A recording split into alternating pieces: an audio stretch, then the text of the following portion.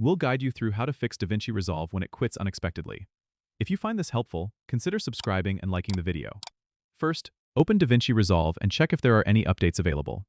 Keeping your software up to date is crucial for stability, so go to the Help menu and click on Check for Updates. If an update is available, install it and restart your computer. If you're already on the latest version, the next step is to optimize your system's performance. Go to the Preferences menu under DaVinci Resolve in the top left corner.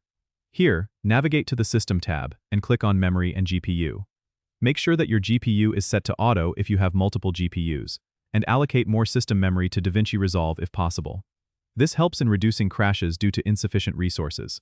Another common fix is to update your GPU drivers.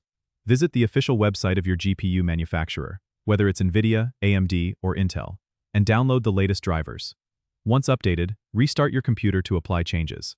Additionally, clearing the cache can resolve unexpected quits. Go to the Playback menu and select Delete Render Cache, then choose All. This clears cached data that might be causing instability. Lastly, if the issue persists, try resetting DaVinci Resolve's preferences. Hold down the Option key on Mac or Control key on Windows while launching the application. This opens a dialog box asking if you want to reset preferences. Confirm, and DaVinci Resolve will start with default settings, which can resolve configuration issues. Hopefully, these steps help you get back to editing without interruptions. Don't forget to subscribe and comment if this helped you out.